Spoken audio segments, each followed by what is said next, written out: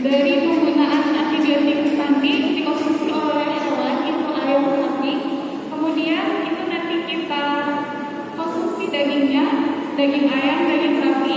Nah dari sana nanti akan terkumpul di dalam tubuh kita kekebalan. Jadi bakteri yang ada di dalam tubuh kita ketika diobati dengan antibiotik yang tadi dikasih kepada hewan, nah itu tidak bisa lagi diobati. Nah itu disebut dengan resistensi.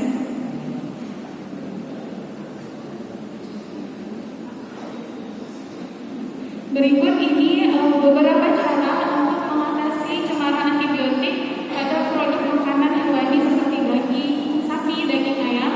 Itu yang pertama, itu kita bisa melakukan pengendalian penggunaan antibiotik pada hewan ternak.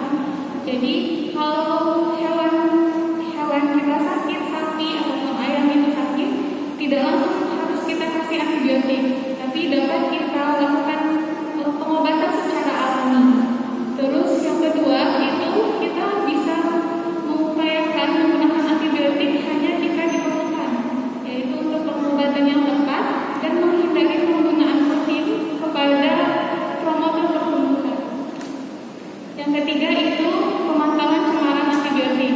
Nah, pemantauan cemaran antibiotik ini itu dengan melakukan pengujian secara teratur terhadap daging, susu, telur, dan produk olahan lainnya untuk memastikan bahwa di sana tidak terdapat residu antibiotik. Yang keempat yaitu mengedukasi konsumen dan peternak tentang penggunaan antibiotik yang tepat dan dampak negatif dari residu penggunaan antibiotik.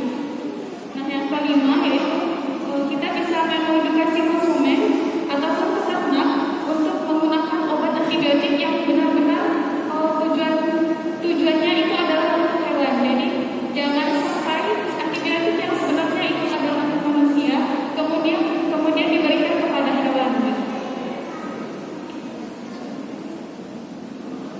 Oke, baik, dari kami cukup sekian penyampaian materi tentang cemaran antibiotik.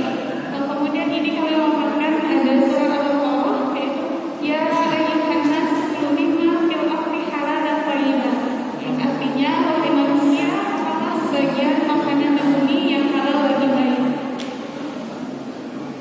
Mungkin hanya sekian pemaparan materi dari kami. Dari bapak-bapak atau ibu-ibu, mbak dan mas, mungkin ada yang ingin ditanyakan?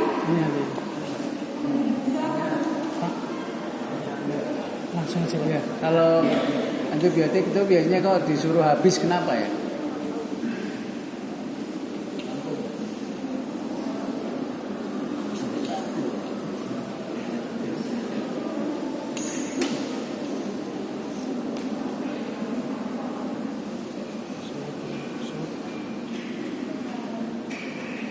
Izin menjawab Pak atas pertanyaannya.